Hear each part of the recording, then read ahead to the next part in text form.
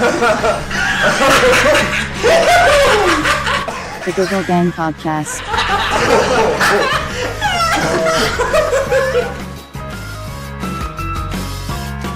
It's on the Wirral, not from the Wirral. On the Wirral? On the Wirral. Is the Wirral a river? The Wirral is a peninsula, so we're like surrounded on three sides by water. And have you always lived in the Wirral? On the Wirral, yeah. Well, sorry, on the Wirral.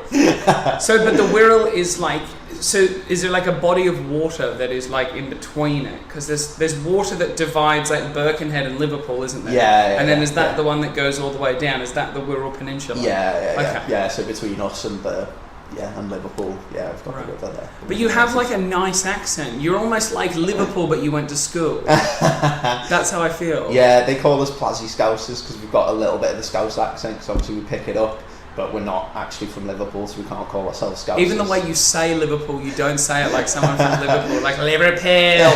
Like, you know, they're a bit fucked up. Yeah. It's handy to have though, because you can like throw it on. You can be like, "Hey, you fucking dickhead! I'll fucking batter you!" like that, and like I'll get the fucking heart. batter you. But like, I never have cause to use that because I'd never batter anyone. Yeah. So. Have you been in any fights in your life? No. Never? No. Has anyone ever tried to square up to you and you're just like, I had one guy kick off on me. I was in like Concert Square in Liverpool, and I'd gone to buy drinks at the bar. Yeah. And I picked up the drinks and I turned around at the bar, and this guy was just absolutely throwing shapes next to the bar. Yeah. Like, just loving life. I don't know what was going on. And he hit me and knocked drinks all over me, but obviously got a little bit on him. And then he kicked off on me, just like, "What are you doing?" And then he went, "I'm going to go to the loos and dry this off, and then when I come back here, you better still be here." I was like, "Well, absolutely fucking not. I'm not going to still be here." So I just left and went off. Why would I hang around for you to go and sort yourself out, sight yourself up in the mirror, being like, "Go on, Tony, you're going to fucking smash him." Do this, and then like walk back out and be like, "Oi, where is he?" Oh, he's fucking gone. And now I just can't believe you expect me to like hang around. Like, it's going to be, "Oh yeah, hang on, I'm going to get my head stoved in here." Yeah. Can't wait. "Oh, Dave, what are you doing? Come outside for a cigarette." "Oh no, I'm waiting for this bloke to come and bash me." Exactly. Carrot, mate, I'm busy. I'll be out in a second. If you could call 999, that would. I really have him on appreciate standby. that. Yeah, just let them know I'm going to be in bad shape. That's it. I think I'm good at avoiding conflict. Like, I just don't get into fights. I don't really rile people up the wrong way. So. See, I used to love getting into fights and getting into conflicts before I learnt how to defend myself, and now it's like not really a thing that I do. Yeah. Because it just doesn't benefit anybody. It's just no point. Fighting in the street is just so dumb. It's just so much chance you can get injured, and the floor is always concrete, and if you fall over on it, it hurts. Gonna get hurt. Yeah, sometimes you don't wake up. Yeah, they had a real problem with it in Australia. There's a thing called a coward punch, where basically you just walk up behind someone that wasn't expecting it, just batter them in the head, like literally just walk up and hit someone just for literally the laugh. Right. And their head would hit the concrete, they would be brain dead and they'd never wake up. And kids were dying like every weekend. Amazing. And then what a laugh. Yeah, what a great time. And then they had to like do like these like huge media campaigns being like, "Stop coward punching," like, "Don't let your mate be a coward," like all this shit. Because it just got out of control. Just people just dying every weekend. This is how shit we are over here. We had a similar thing, but happy slapping. Did you know about happy slapping? No. Where people like film themselves on their phones, just run up to someone and just slap them in the face, which is like a similar thing, but a lot less aggressive. Like people weren't dying from getting slapped. But we didn't want people to die. It's not like a cool thing that we had so many deaths. Like, I'm not sitting here being like, "Well, how many people died from happy slapping, Dave, you big pussy?" But you know, it was fucking brain dead. I just imagining you on Facebook like racking up the numbers. Yeah, being like, "How many people died from happy slapping this week? Fuck that shit. I only coward punch." Yeah. Only cowards happy slap. Fucking bitches. Kill someone, grow up. Live life on the edge. Chuck him in the river. I don't give a fuck. Put him on the Wirral. Fucking hell. So have you always lived on the Wirral? Yeah. On the Wirral. So I'm from Birkenhead, which is like the shit part of the Wirral. So the Wirral's really weird because it's like, it's a tiny place, but it's easily divided into like the nicer areas and the not so nice areas. Right. And like Birkenhead is the kind of place that everyone just shits on because they're like, "Oh, it's crap, it's a horrible place to be," kind of thing. When I went to Hot Water Comedy Club, I asked, because I do a joke about in Manchester people being from Eccles and how stupid they are, and I'm like, they have 5 chemical plants in Eccles. I was like, 5. I was like, those cunts are fucked. Like, they're just in a bad way. And then I was trying to adapt the joke to Liverpool, and I said to the MC, Freddie Quinn, I was like, oh, Freddie, where's the dumbest people in Liverpool from? And he goes, they're not from Liverpool, they're from Birkenhead. And I was like, all right. I didn't actually end up getting to get away the joke, but someone else did a Birkenhead-based joke. Actually, crowd work. There was Australians in the crowd, and they were like, oh, like, where have you been? They're like, oh, we went to the Beatles Museum, and, you know, we've been around Concert Square. And he's like, you guys here tomorrow? He's like, yeah. He's like, on a Monday, the only place to go in Liverpool. It's a beautiful place, great to take the family out. Birkenhead. Like, I said it, and the whole like Liverpool audience erupts, and the Aussies are like, oh, okay, yeah, cool. Like, because he was so like deadly serious. Yeah, it's just like far out. Like, Birkenhead cops it. So to know that you're from there warms my heart. Yeah. I used to start with a joke where I'd come out and be like, oh, I'm from Birkenhead. So I was 17 years old before I realised friends with benefits isn't what I thought it meant. And then that would always get like a laugh. But then I thought, like, everyone else shits on people from Birkenhead. I'm not going to be the comic from Birkenhead who's shitting on Birkenhead. Like, leave that to the Liverpool comics. They can all do it. So, let's go into your younger years, because you do jokes about how amazing your schooling career was and how popular you were at school. Was it the fact of where you went to school that made it, you know, a little bit as hard, or do you think you as a bloke, you probably would have copped that anywhere? Yeah, I think, like, I don't know, I think I'm just a bit of a weirdo, like, and I was born in Birkenhead, but I went to a private primary school in Oxford Village.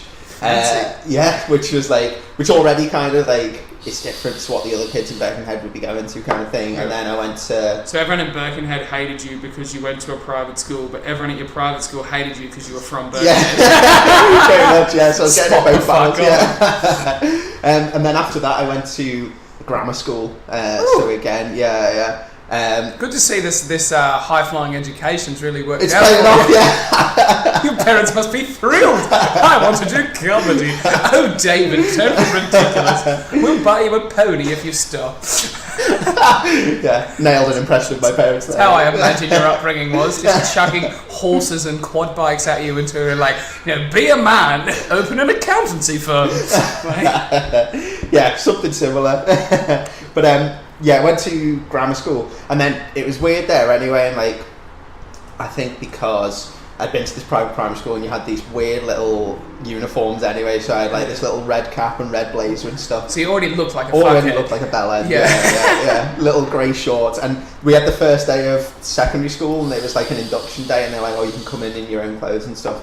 And my mum was like, oh, you should go in your school uniform, you know, everyone else will be smart, blah blah blah. So I turned up like a dickhead in my primary school uniform with the hat and the blazer and stuff. Everyone else is just in normal clothes. So from the first day of school, I'd already like set myself out as the proper bellend, you know. And it was all thanks to your mum. Follow instructions, Mrs. Bawden. It's casual dress. I know. So I just straight away a dickhead. But I think like you say, I would have got that anywhere. I think I'm just. You're just a guy that attracts that type of attention. Yeah, I just do. I just seem to, yeah. So when you were in school, like, did you guys have in this country, you know, like the yearbook at the end of the year? Yeah. Did you ever have like a vote from the students being like most likely to be Prime Minister and most likely to be arrested and all that? Yeah. Did you ever get nominated for any of those votes? No. This is so painful for you to go into, but it's so real. No, that's the funny thing. Like, I was one of those kids who, like, everyone knew I was weird, but they didn't care enough to be like, oh, let's vote for him as the weirdest kid in school. What do you think I was most likely voted as? You got to be like class clown or something, surely. I was class clown and most likely to be famous. Oh, really? Yeah. What do people think you're going to be famous for? Probably being like a pedo or some shit. Like one of the good ones. No, I don't know. I was always like, I literally went to school not because I wanted to be there or to learn anything. That was just a byproduct. I literally went to school to entertain people. That was my whole existence. And then when I went to uni, I finished school and I went out and I studied a criminology degree with the plan to go into law.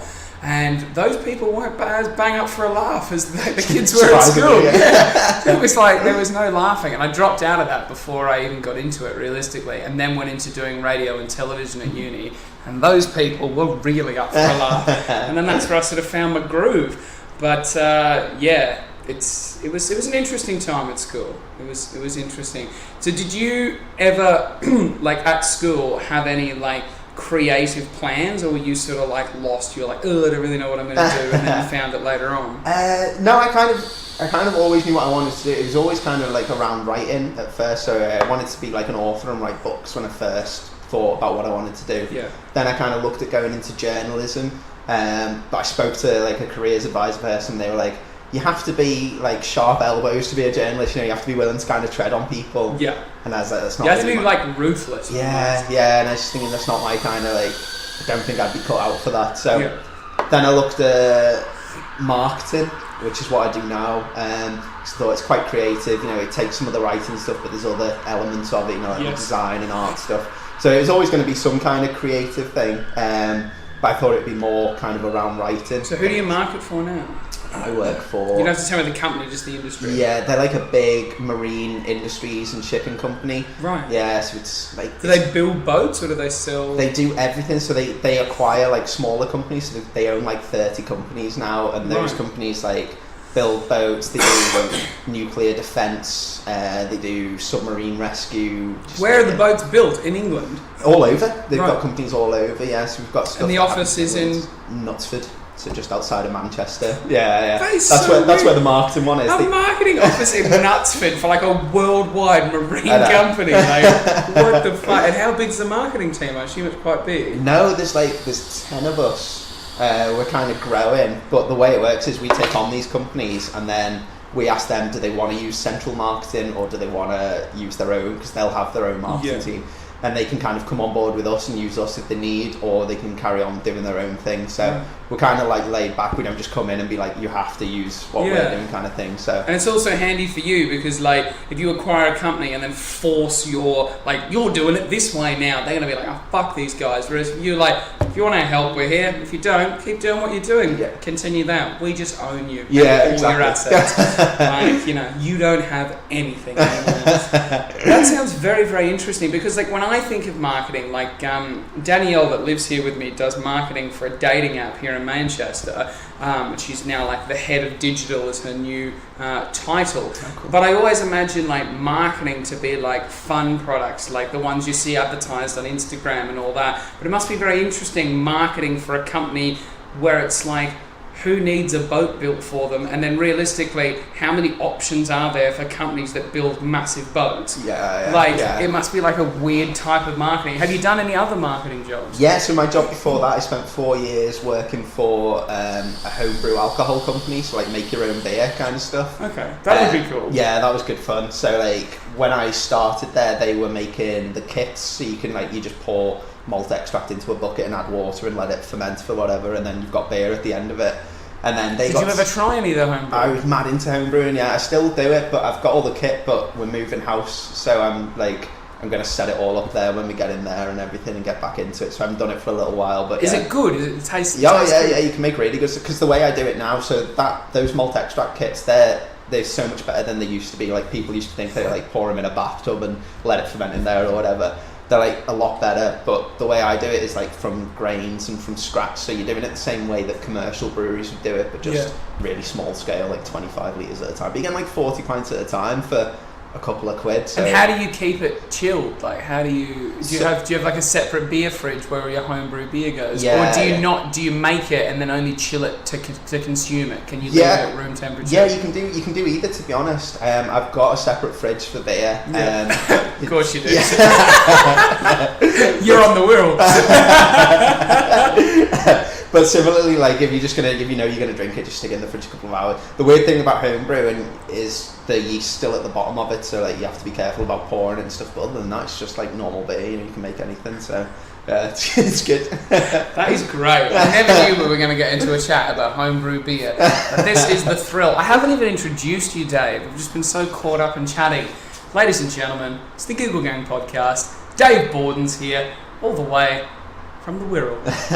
On the Wirral. Whereabouts in the Wirral? Where's your like suburb? Like what's your area called? So now I'm living in a place called Eastham, which is just Eastham, yeah, which is just outside Bromborough village. But I'm moving into a house in the next month or so, which will be in Ellesmere Port, which is technically Cheshire. And Isn't that Shropshire, Ellesmere? Ellesmere is Shropshire, Ellesmere Port is Cheshire. Place. Yeah, right, yeah, okay. Yeah. Too much for me, mate. The geography of England, the fact that you can be within like 10 miles and travel through like 5 suburbs and there's 3 different accents and everyone has their tops off because it's over 24 degrees. Yeah. It's a fucking weird place, this country, I'll tell you that for free. Do you like living in England though? Yeah, I love it. Yeah, I do. Yeah, especially like the Wirral. Like it's one of those places where it's so small, everything is just there. You know, you've got like cinemas, restaurants, just everything. Like it's so handy for everything that I wouldn't really move. And I'm not like a big city person. Like I love coming into Manchester. I love doing trips to London and stuff. But I wouldn't want to like stay there. Yeah, it's just a bit you love the trip. You love the I'm here, but I can go home. Yeah, that's it. I know I can leave. That's almost how I feel about being from where I am in Australia, because I'm like an hour outside of the CBD of Brisbane, right? So we're in like quite a small area, similar, I would imagine, similar to what you've got, where everything you need is around you, but you can go into the city. Like if I wanted to do comedy, I'd go into the city type thing. But in a way, I'm quite thankful that I'm here, but I know I can always go back there. Like that's home for me. This is home for the next 12 months, but I can always, like, if this goes really bad, it hasn't and it won't, because I'm really amazing. But you know, if it does go terribly, I've got that safe wall of I can have everything I own put in a suitcase and I can go back whenever I want to go back. Have you ever thought about living anywhere else, or have you ever lived anywhere else other than England? No, to be honest. At one point I thought maybe when I was single and looking at starting going into marketing, I thought maybe try one of the bigger marketing agencies in either Paris or in the US, like Ogilvy and Mather or something like that. But it just didn't appeal in the end. I just didn't want to move where all my friends are here and family and stuff. Didn't fancy like doing that move and kind of being that far away.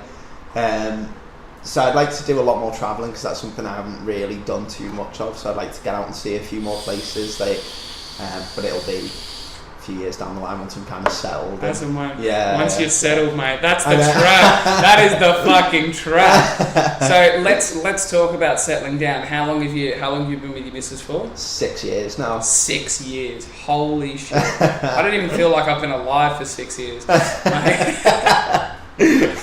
And is it marriage on the horizon? Yeah. Are you engaged? Is that ring? No. That's the wedding hand. No, that's the other hand, isn't it? That one. That's that the one. left hand. That's my right hand. Oh, for fuck's sake! We're on different sides. I'm getting confused. I forget that we're like facing each other. Right. Okay. So that's the right hand. Yeah. But have you told her? Does she know your intention? We talked about it. Yeah, we talked about it. Like it's always a fun chat, isn't it? Yeah. How does it go? Who brings it up? Both of us, to be honest. I think we're both in a similar kind of place. Like it's a bit of a weird one. Like I'm quite a laid back person. Like I kind of things just happen around me kind of thing, and which frustrates her. She's like, oh, things just happen for you, you know, you don't do anything but she's kind of like, she's got to plan things and get things ready. So like the first marketing job I got, she found it and got me to apply for it and stuff like that, you know, things like she's an organizer and I'm just like I help her chill out.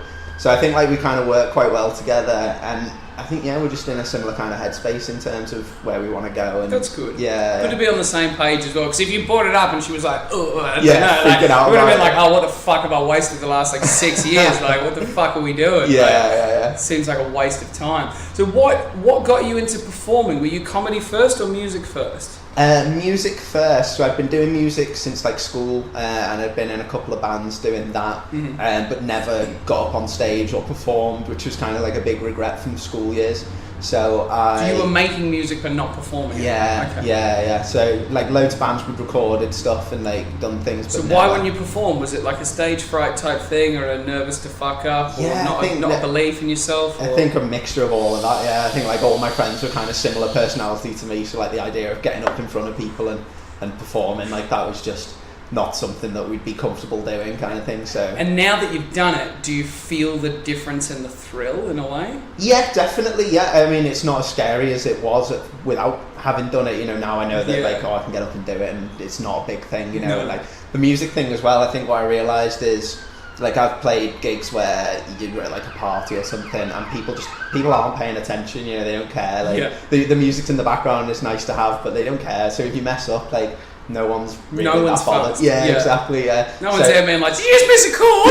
Yeah. You fucking loser! You played one note wrong there." Yeah, exactly. Yeah. So like, it just takes the pressure off of it. You're just like, "Oh, fuck it! Like, I'm just gonna go on and have a bit of fun with it, and if it goes well, it goes well, and if it doesn't." I think as well, you'll probably notice this in comedy, and I notice this in radio as well. And even when I don't do live radio, when I do pre-records, and even this, I don't like, once the set starts recording, I don't edit this. If we trip over our words or forget what we're saying or say something silly, unless it's extremely offensive, I won't edit anything out, because this is a natural human conversation, and people like to hear you make mistakes, and that's why when people do jokes and they make mistakes and then they do like a little, "Oh, I fucked that one up," the audience is always like, "Haha, yeah, like I'm with you." Like, we all fuck up. If something is too perfect, like, do you feel like now, this might be a controversial statement, right? But TV is too high a quality that you can't believe the stories. Movies and everything are shot in such high definition that there's no mistakes in the movie, so it's hard to relate to the characters. It's hard to get more on board, because it doesn't feel like you're watching a show. It feels like you're right there with them, and it's almost hard to buy into. Yeah, it's hard to lose yourself in it a little bit, isn't it? And I guess it's hard to write dialogue that sounds like the way people speak. Like, in movies, you rarely get like people talking over one another and stuff like they would in a conversation. Like, I was having a chat, Kat Molinari? Yeah. Okay, so she was she was a foster child, right? And I said to her, I was like, "Do you feel like your idea of what like coming home and seeing like a family situation was basically what you saw on TV, and people that parent their kids parent because I will never get to see how you were brought up in your day-to-day life at home, but in my head I know how I was brought up at home, but I also saw programs like Full House and Everybody Loves Raymond and all those type of shows. They were like an insight into what a family should be, and I think that sort of like muddied the waters for parents, because they were like, "Oh, like if you're too nice to your kids, they'll get big-headed, so you got to be horrible to them." Like all these shows that set these precedents, because no one was sort of being like, "Oh, are you horrible to your kids?" "Oh, no, not really." Like no one has that chat. Everyone thinks they know best, but it's all based off what you consume, because you never really get an insight, and no one knows what the fuck they're doing. That's it. Yeah, everyone's just struggling, bullshitting. Yeah. I've only realised that, and I'm obviously still quite young, but I've only realised now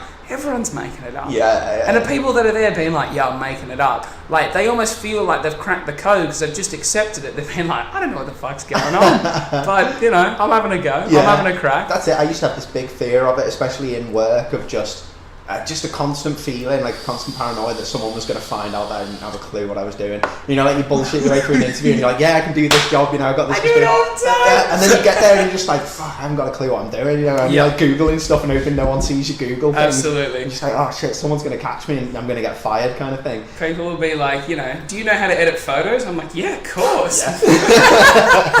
If I don't, Google does. Right, But it's now, I feel like as well, when you like have a chat to people and they sort of like pretend that they know an awful lot about something, and then when you do find it out and they won't admit like, "Yeah, I was lying, like I just wanted to get to this position." If they're still like, no, I do know about it, you're still like, "Oh, this person's a fucking snake, like fuck this guy." But if someone's like, "Yeah, I know about it," and then they get there and it's like, "Oh, he doesn't actually know an awful lot," and then they go, "Yeah, look, you caught me, but I'm here now, so what can you do about it? Let's figure it out from here."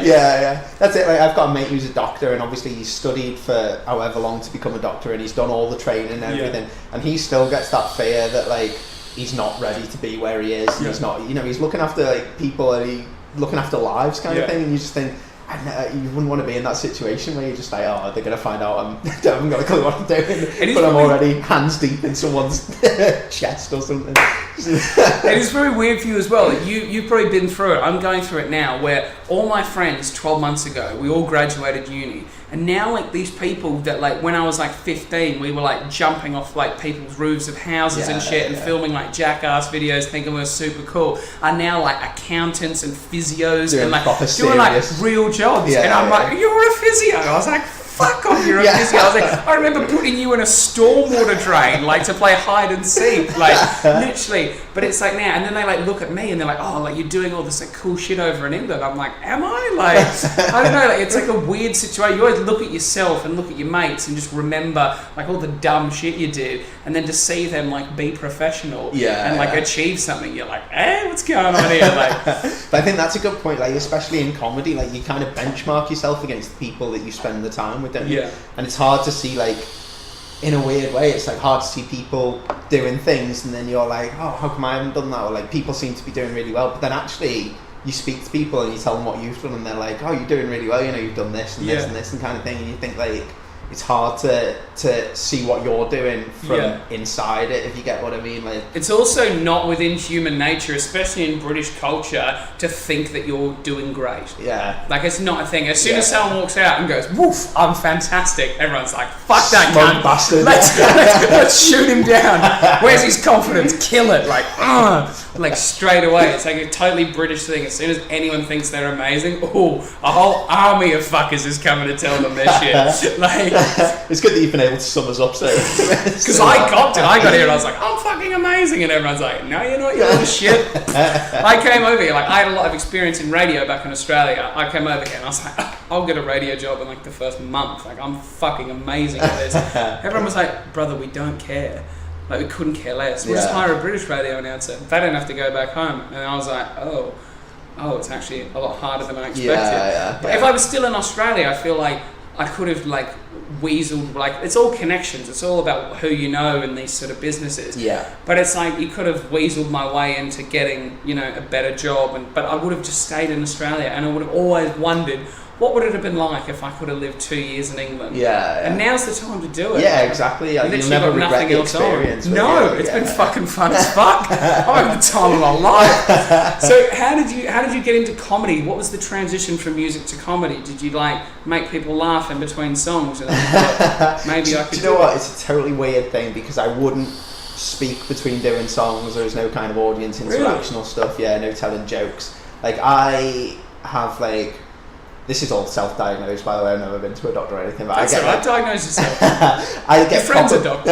Yeah, exactly. Yeah, I know someone who's a doctor, so practically the I've same seen thing. a doctor before. They seem like they're making it up as they go along. But I feel like I get real bad anxiety, especially like just talking to people, especially like not so much now, you know, but one-on-one kind of thing.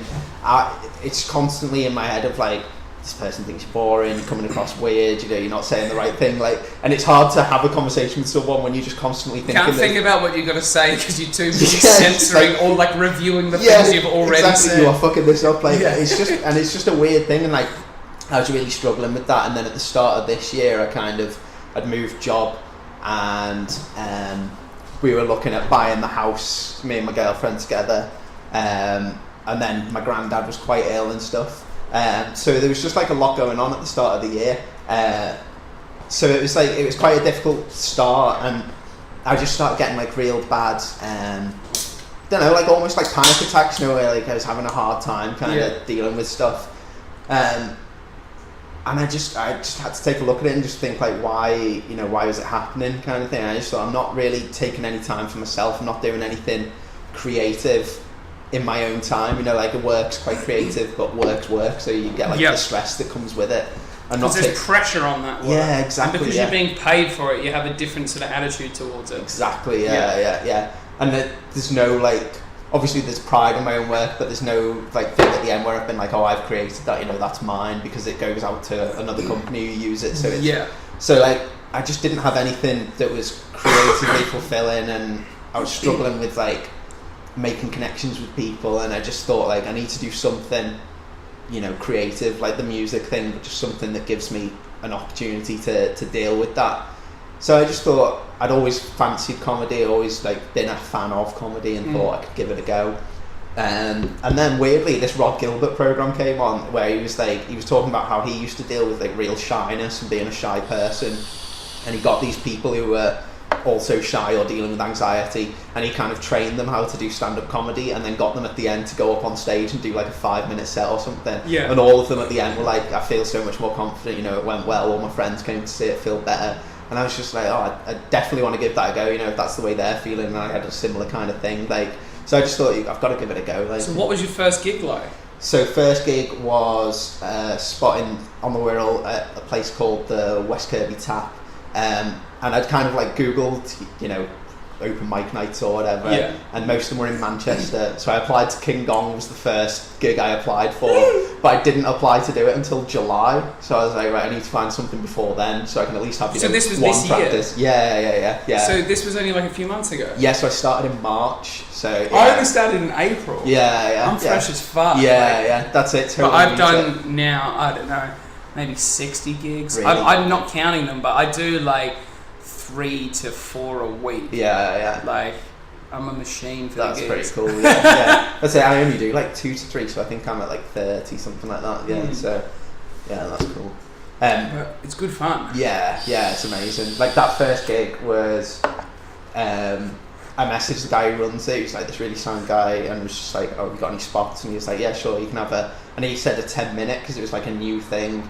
And I went into it not knowing, you know, a 10-minute is like a really long time. Yeah. So I went with it with this, not even like, I hadn't written jokes, but I just like written down a story of something that actually happened to me and just went and told that for 10 minutes and it kind of went well. Yeah. So I was like, that just had the bug for it after that, you know. What was the story about? So I went to the pub with an ex and we were sat there having a drink. It's when we were together. We were sat there having a drink and this guy just came up to us. He was like covered in tattoos.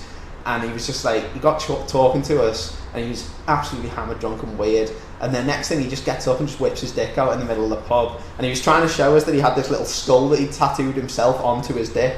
And he was just like showing us that in the middle of this pub. We just sat there like... Who was more interested, you and your ex-missus? To be honest, he was talking to me more, so yeah, it's a bit of an awkward situation.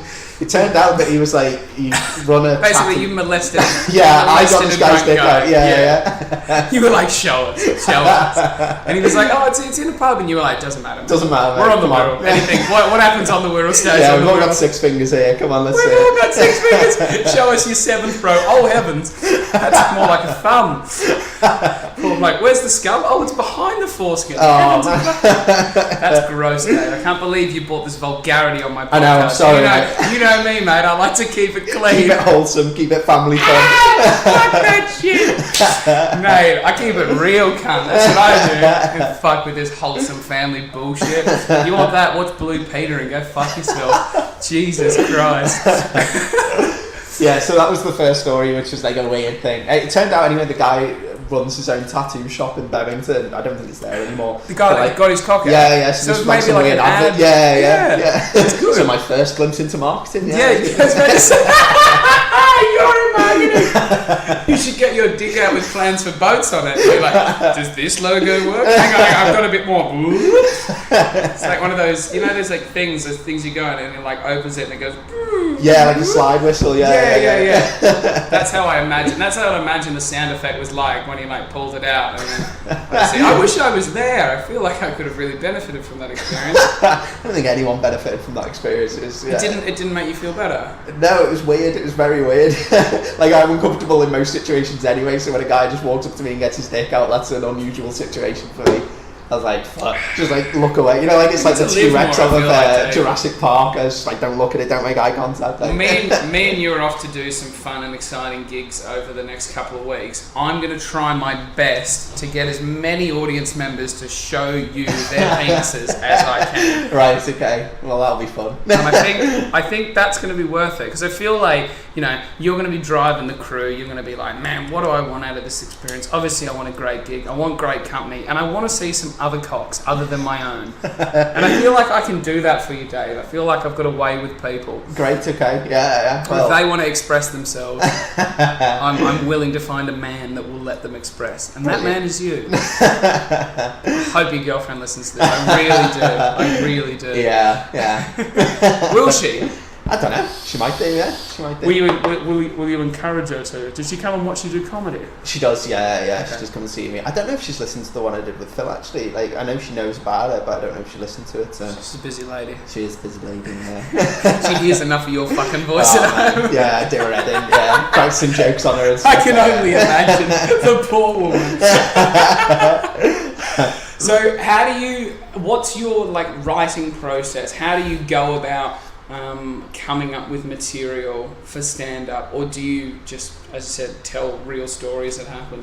Yeah, it's a weird one. I think like I haven't really found like a style yet in comedy, so I'm trying different things. So I started with like really long storytelling, and I had like the stuff about the emo stuff and obviously the guy in the pub kind of thing, and then now the 5 minutes that I'm doing at the minute is more joke telling, so it's like actual like one-liners at the start of it and stuff. And so the writing style I thought was quite normal. Like I do quite a lot of writing. Then we were having that chat in the group chat kind of thing, and people were like, oh, I don't really write, I might make a note in my notepad or something and expand on it on stage or whatever. But I'll write out full things like verbatim how I want to say it. Oh no, I will write it out. So I have a folder on my phone which is called shit bits, which is where all the ideas go. Yeah. And when I look for new ideas, I scour the shit bits, and I feel like, right, I could add another 4 sentences to that. Or that's a premise. I could write a story that's not true, but I could write a story around that idea. So then it goes to work in progress bits. In work in progress is like 4 or 5 bits on the go.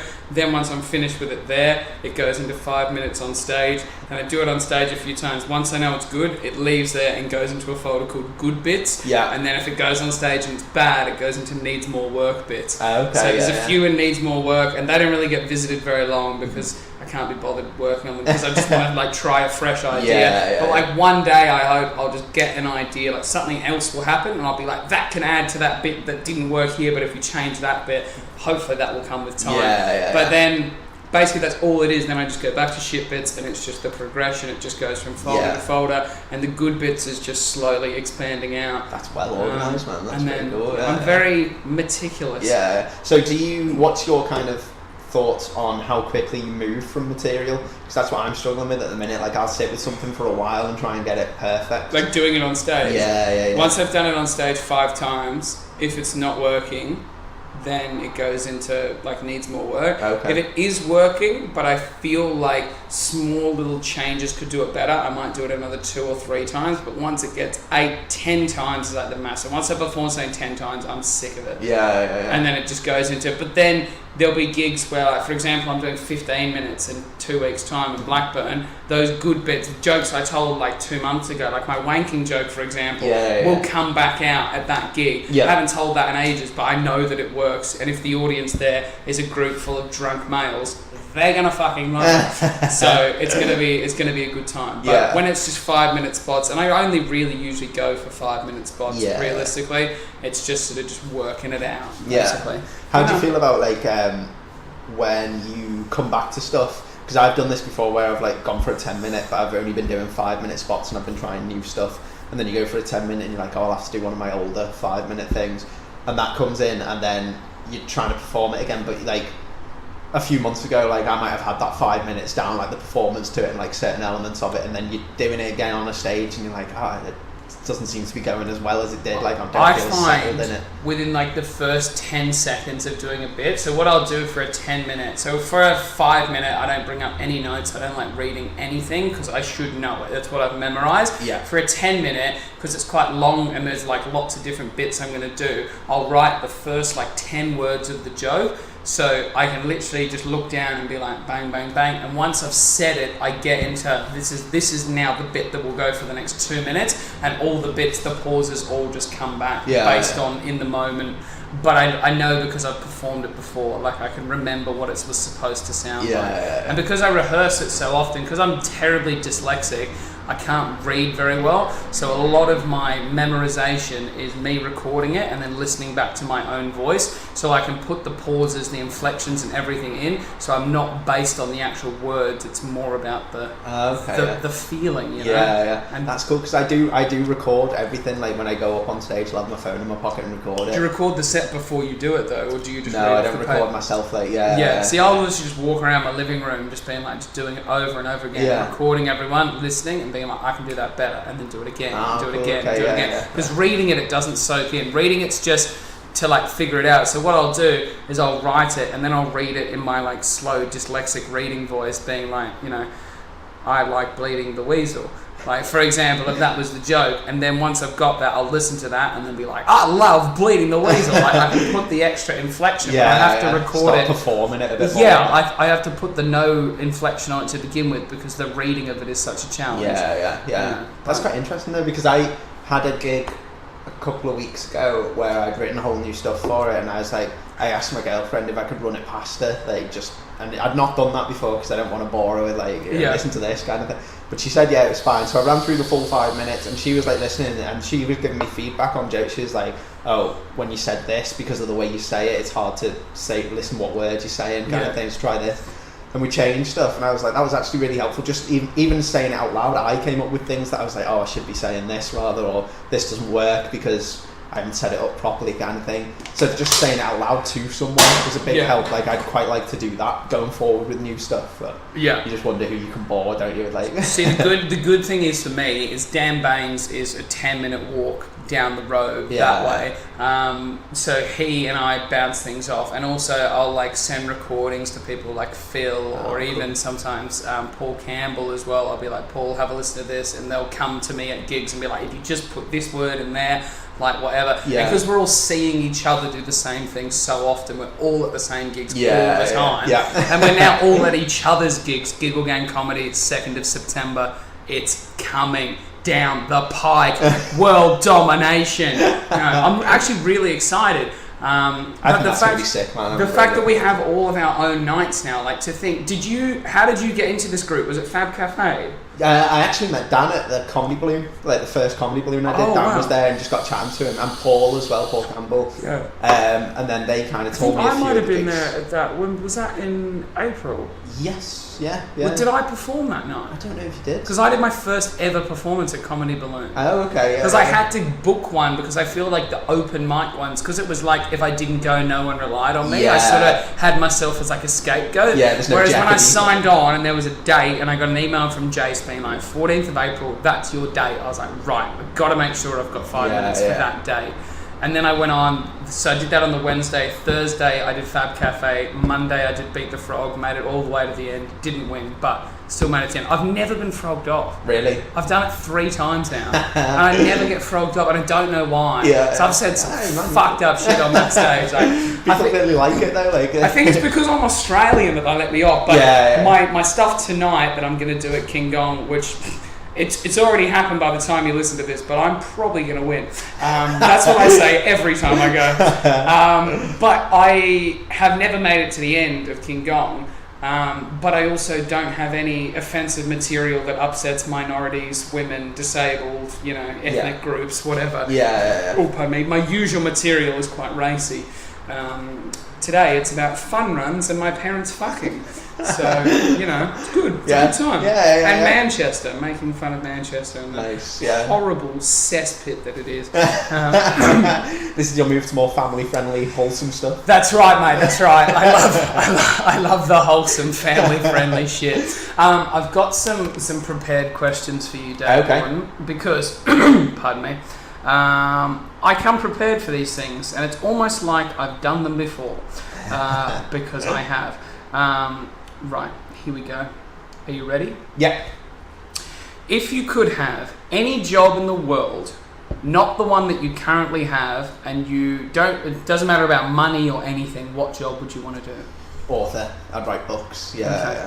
Or scripts. What type of books or scripts would you want to write? Like, books, probably fiction, novels, kind of thing like that. For kids or for adults? Adults. Kind of stuff, scripts, I don't really know, to be honest. I just think I'd really enjoy doing it. I've never had a go at writing a script either, so I'd love to kind of do that. I'd love to write a sitcom. Did you go to uni and do any like film or script writing or anything? No, I did business at uni, yeah. Well, that sort of makes sense for your real job that you have now. At least you're sort of using your degree. It was a bit of a weird one, because I kind of had that in mind, that I wanted to do some kind of script writing or something. Yeah. But I got to A level and we had to do you have A levels? Australia? Is that a similar thing? Yeah. I understand how it works. Yeah. Our Australian listeners at home, he's talking about the equivalent of the OP system. Right. Continue. I feel like every time we talk about education, politics, all this, I have to like do some explanation. Appropriate it to like what it would be like in Australia, because obviously like I looked at the metrics, half of our listeners are from Australia, right? 45% of them are from England. Yeah. And then there's 5% scattered across like Spain, France, United States, Sweden. Like we just get like these weird countries where these people must have just stumbled across it, because I don't know anyone there or do any marketing there, but it's just like, you know, someone's given it a listen. And one guy, there was a guy from Hungary. I assume it was a guy. Right. I can't see that information. All I can see is the country they're from, the platform they used to access it, which was Spotify, and he listened for 48 minutes to a podcast, and I was like, he must have been enjoying it. He got through it. But he would have been speaking Hungarian, so like, I obviously have like an interesting accent to understand. You or whoever the English-based guest is, because they're almost exclusively English, had your English accent, and then he's there speaking another language, listening to 48 minutes of just absolute bollocks. Like, I was just looking at it, I was just like, how did you find us? Like, what happened? But maybe it's just your tone of voice, mate. Maybe he's just relaxing. Like. maybe it like put him to sleep, and maybe he fell asleep after 15 and then got like jolted upright at 45. He's like, oh shit, turn that off. Like, can't be handling that. Fucking hell. But no, an author for you. Yeah, what was I saying? Oh yeah, I got to A-levels and like did the exams before that or whatever, where you kind of decide what you're going to do for your A-levels. And they predicted like I'd get a C for English literature or English language, and they were like, it's not really worth you going on to A-level, you know, if you're going to only be getting a C kind of thing when you can do better in other. So I didn't do English, and then it turned out I got an A in English anyway, so I should have just done These it. careers advisors really fuck They you fuck over. me over. Don't be a journalist when you're not smart enough to be a writer. Dave Bawden, think about all the dreams you've ever had. Follow none of them. Off, yeah. Become a businessman. You're gonna be shit, mate. So just. That's so rough. Careers advisors, if you're listening and you're a careers advisor, don't tell a kid they can't do something. Yeah, don't kill dreams. Just because you're now a careers advisor doesn't mean you have to fuck it up for the rest of us. You pack of cunts. Fucking hell. I remember a careers advisor told me, because I said that I wanted to go into radio. Now, careers advisor and my parents were like, why don't you leave school and go and do an actual degree like law or criminology? Then you can look at the creative thing. And I was like, oh, but I don't really want to do that. And they were like, it's a good idea. Listen to us. We're old. We know best. Well, turns out they don't know fucking shit. Because my parents haven't left Australia or New Zealand ever in their lives. They're doing jobs that, I mean, they say they enjoy. I look at it from the outside, I'm like, you can't be having that much fun. Like, and I said to my mum the other day, like, she gets so like frustrated with me. But I was like, she's like, are you having fun? I was like, I have the best life in the world. Like, literally, I'm just doing whatever I want to do in whatever country. Like, nothing, no answer is ever no. Yeah. If it's no from that person, I'll find someone that'll say yes. And we'll just roll on from there. Yeah. And she was just like, I just can't understand how just everything just happens for you. And I was like, I just work hard. Like, it just happens. That's it. People might not see the work, but there's work going into it. Yeah. You know? So it's not like you're just cruising. But yeah, this is not effortless. This requires a lot of effort. But I feel like exactly the same thing happened to me, and I feel like where we've split is that you've gone, no, I don't think that's the advice for me, and you've gone after the creative side of things, whereas I've gone, no, I can see where that would be sensible, you know, go into a job that maybe isn't as creative as I wanted and go and do things that are the sensible way to do things. And then I've gone down that route and I've just thought, when's the chance to go and be creative, and when do you do it? Like, if I'm not going to do it now, I'm never going to do it. When's the right time to do what you want to do? Yeah, exactly. Now. That's the right time. Fucking hell. I love the question, if you could do any job and money didn't matter, what would you do? Because that is literally the thing that you should do. And people are like at school being like, oh, I don't know what to do. You do, you just don't want to say it for fear of people being like, that's a terrible idea. Training horses, you'll never make any money doing that, you absolute fool. Whatever. And you're there just like, oh, but I like horses, but I'll be a receptionist. Like, oh, okay. You know what I mean? It's not only women that can train horses, men train horses as well. Not only women that can be receptionists. I don't know why I backed myself into this what's going on? gender profiling corner. It's all gotten very heavy very quickly. Dave Bawden, next question. Have you ever had a car accident? Have I ever had a car accident? I've had the lamest car accident in the world, which kind of links in with me. Yeah, That is so Bawden. So my only car accident I've ever had was when I was driving to go see my nan and granddad. We're off to a great start. Yes. And I was coming down a slip road, and there was a Mini in front of me, and we had to wait for these cars to come. And I saw the Mini roll, and I was looking behind to see when I could go. Took my foot off and just rolled into them at like 3 miles an hour and just like touched the back of them. And then they got off and started like kicking off and having a go, like, which did the exchange of details or whatever. And I got a call, I called my insurance and was like, oh yeah, this has happened, totally my fault kind of thing. I got a call like a month later from a guy, and there hadn't been a guy in the car, and he was like, oh, we've got your insurance details, we just wanted to see, have you told your insurance about it yet? And I was like, yeah, I told my insurance about it. And he was like, oh, right, okay. And then I never heard anything about it after. So you never had to pay anything? Well, I think what has happened was there was a young girl in the driver's seat, and there was an older woman in the passenger seat.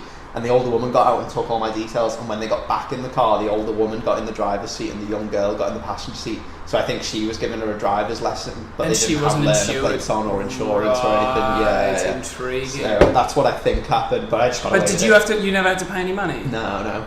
So yeah, that's my only car accident. But you're crazy, bro. You live slow. life on the edge, mate. Pretty wild life.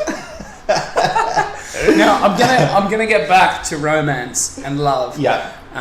Because you are like, you're the guy out of all the Manchester comedians I know that's holding together a loving relationship the best. Because most of the ones I know don't have one, and then the ones that I do know, the wheels are falling off. Right, okay. If it even has wheels, I feel like the tyres have been nicked and it's sort of just like on the rims, slowly it's like deflating, rolling down Market Street, being like, "Rah!"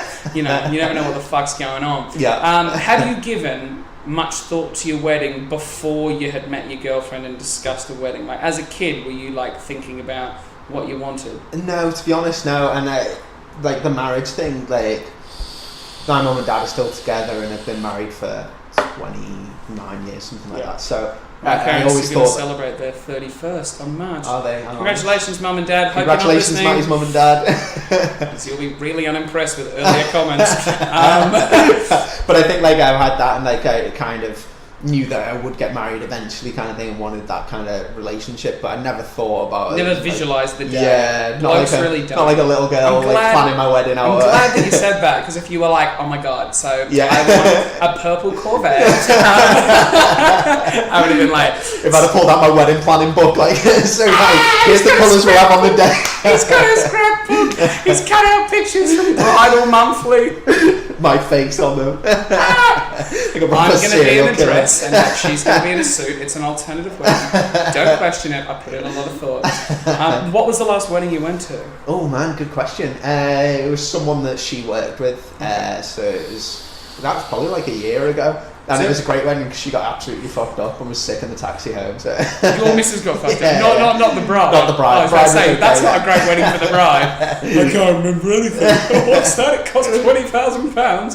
Oh, I fucked it. Brutal. So now that you've been with your missus for a while, at that wedding, were you comparing that particular individual's wedding and being like, we're not going to have that at our wedding, like that sort of thing? I don't think we've talked too much about how we'd have it. Like we've spoken about would we like to get married and kind of both on the same page that we would. But the plan hasn't. Yeah, we've not really kind of sat down and thought this is what we'd like to have and like where we. It wasn't supposed to be wedding chat. I thought it would just be something interesting to go into. But it seems like you've given it zero thought. I know. Yeah. It's like, yeah, I'll sign the papers. Fuck it. If it all goes up in shit, she can have half my stuff. The way things have worked and have always worked in my relationship is that we'll kind of come to a decision that we want to do something.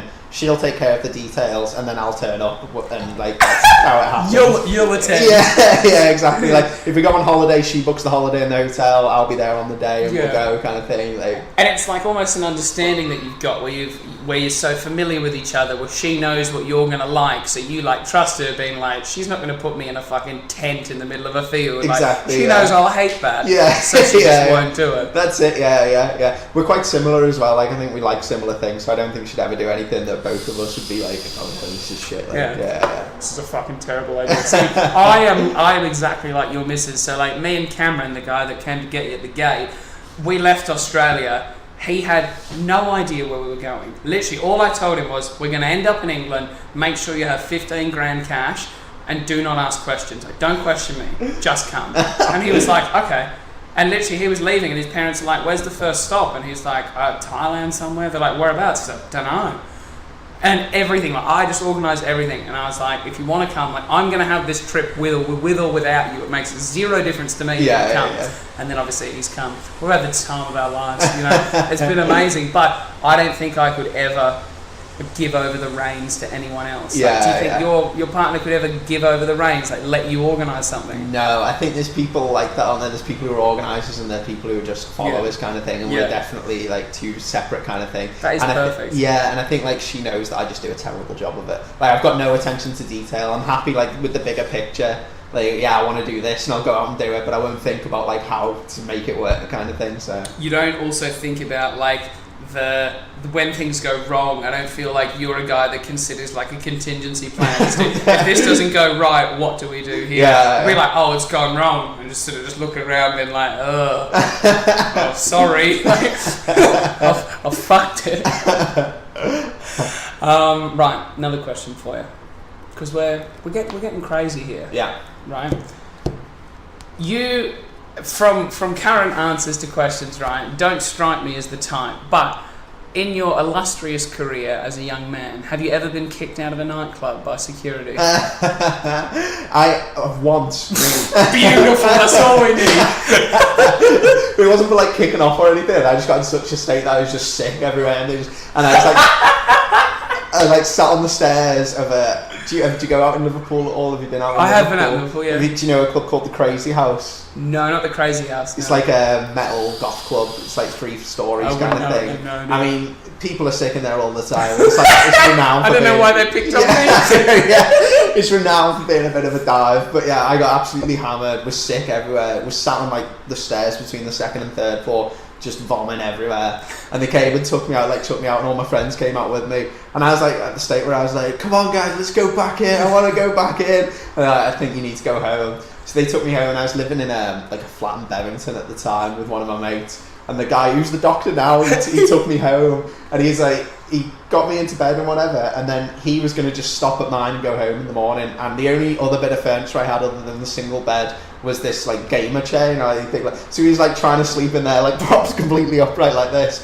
In the end, he thought, fuck it, got into bed with me. I woke up the next day and just turned around, and there's just him there. In a single bed, two blokes, and one of them stinks of sick. That's like, fucked up. What the fuck happened last night? What happens in the Wirral stays in the Wirral. What the fuck? Yeah. So that's like my one getting kicked out of a club story. That's a good story. That's a good tale. So your mates that you've got, have they been your mates since like high school? Yeah. Okay. Yeah. And is that like part of the reason why you don't look at going or going overseas or doing whatever, because like all your high school mates, that's your group, and if you went somewhere else it would be like, oh, I just feel like I have to start again. I'm quite happy with what I've got. Yeah. And I know how like it's a difficult thing for me to like talk to new people and stuff, so it'd be such a long time before I made any friends anyway. I'd just be like, that was actually the fear I had when I came here. Like, me and Cam sat on this couch, January, it's snowing outside. We know nobody in Manchester. We know people in England. But we decided not to live where they live because it's all fucking shit. And I was like, I'm not living in Swindon. I'm not living in Northampton. Like, I'm not living in these shit places, right? Yeah. Live here. I literally looked at him and I was like, how are we going to make friends? I was like, when are we going to get some mates? He was like, I don't know. And then when he started looking for a job, I got really excited. I was like, if you get a job, you'll meet people, and then I can meet those people. And then I was like, yeah, that's good. And I started doing that boxing thing. How is that going? I started? No, I did not sell enough tickets for it. Have you already been kicked out? Yeah. Really? Yeah, because they wanted to sell like, I didn't realise, when you said that...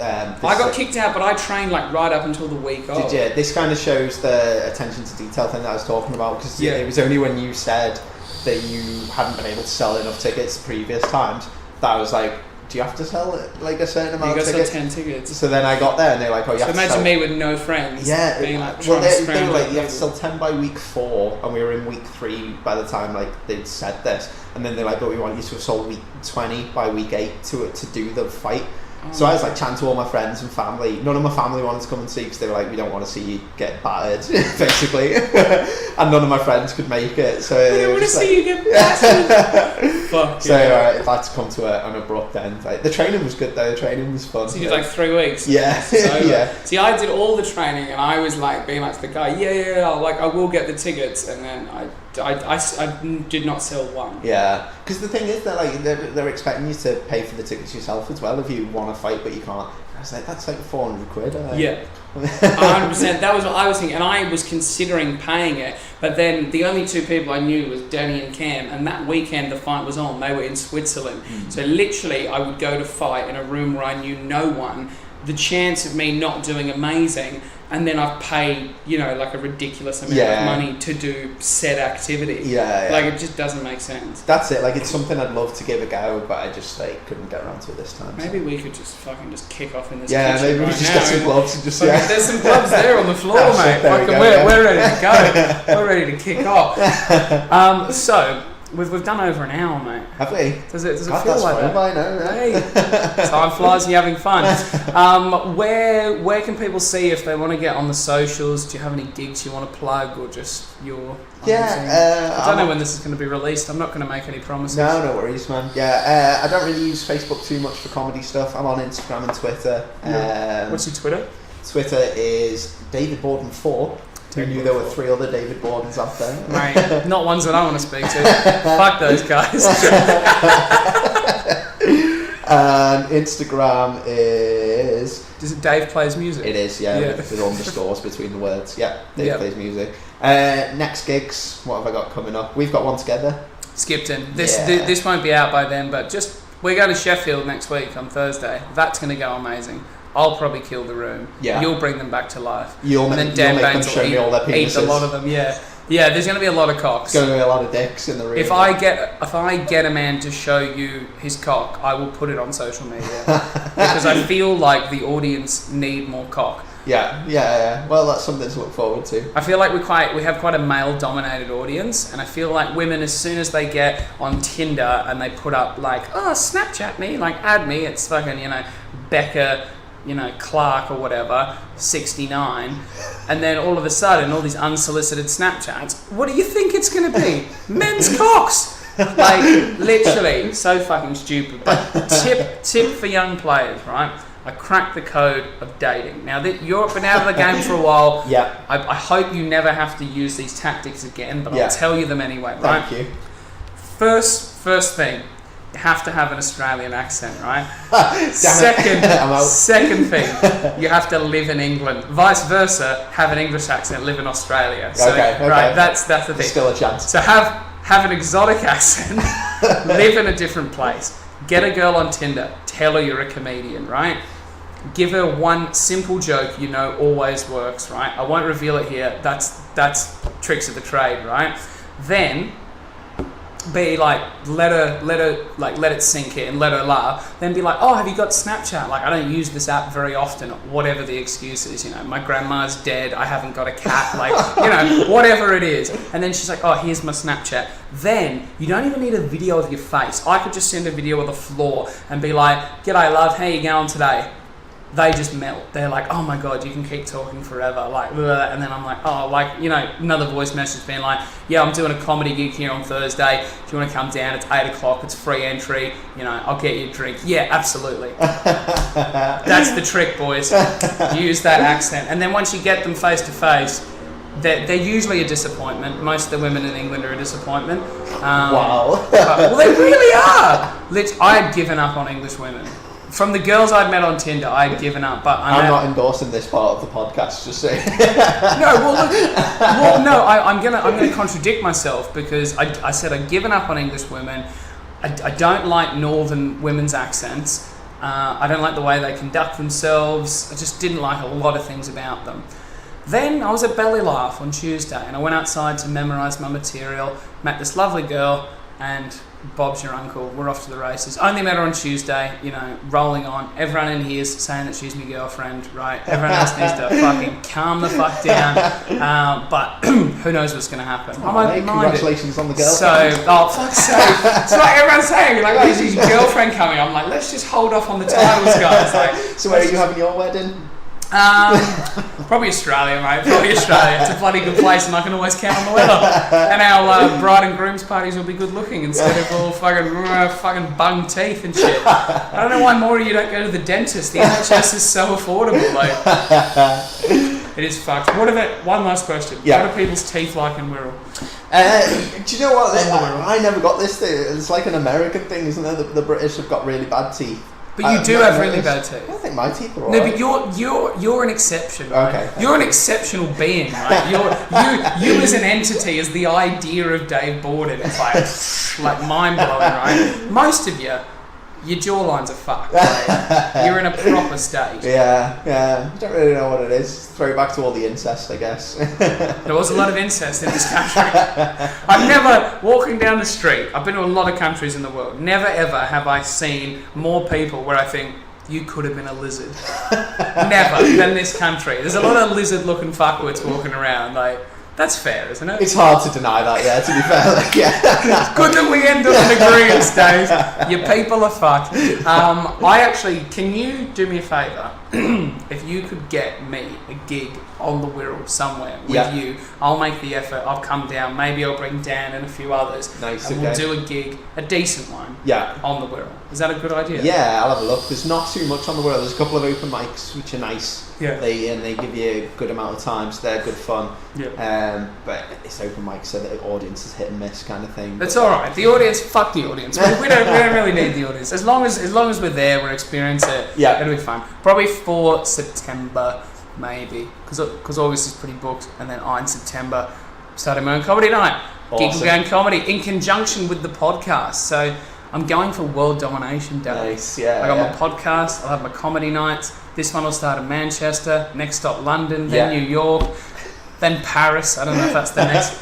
What's the best country to have a open night, or the best city? Comedy Store have got one in Dubai, haven't they? Go and set up in Dubai. Fuck it, I'll take them down. Fuck the Comedy Store. I'll win King Gong tonight. I'll ruin them from the inside out.